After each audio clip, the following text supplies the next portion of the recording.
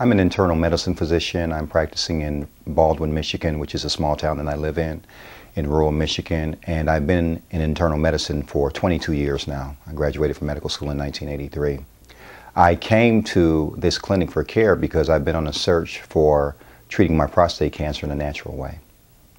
And I landed at this particular location because I was diagnosed over 3 years ago, about 3.5 years ago.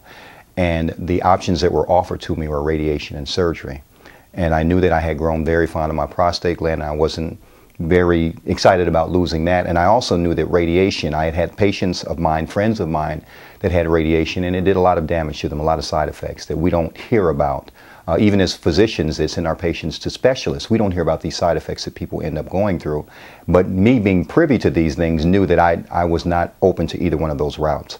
I was really looking for an integrative way to approach my disease because I knew that me having cancer had something more to do than just my lifestyle, because I've been living a pretty healthy lifestyle in terms of my nutrition, in terms of my exercise. My life the past several years has been geared towards being under less stress. So it was a surprise to me and a surprise to the small community that I live in when I was diagnosed with prostate cancer. So I said that there must be more to this than just having an awful lifestyle, even though I knew that that could contribute to it. So I began this quest for an integrated approach where we could use the diagnostic tools which conventional medicine has to offer, along with some more natural yet aggressive ways to approach the cancer. Dr. Buttar has established that there is a genetic link to the ability that certain people have to excrete heavy metals. When he first looked at my result here and saw that I was not putting out any significant metals after challenge, he said to me, "I have some bad news for you. You're a non-excreter." And that actually was good news to me because now I knew I wasn't crazy and that my body was not putting these things out. Well, in the meantime, I had done some research and found out that genomic testing could be done. I could actually have my genes tested. And when I had this done, I found out that genetically, I lacked several enzymes that help the liver to put out heavy metals, car exhaust fumes, cigarette smoke. So I was an easy setup in a toxic environment for cancer and heavy metal poisoning for that reason.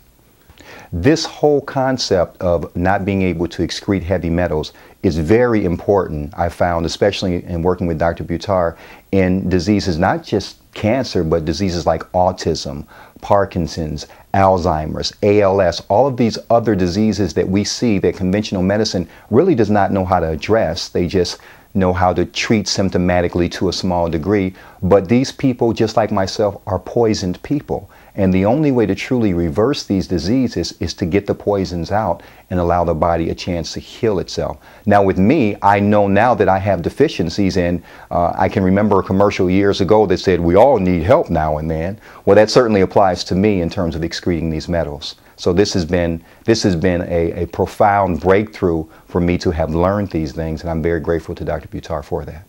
I've been a patient here at the clinic for 8 weeks now. This is my 8th week. And during this time, I've had a lot of aggressive treatment that has been very, very beneficial to me. I've been experiencing things that have been letting me know that my immune system is turning back on. For years, I thought that, wow, everybody around me gets sick and I don't get sick.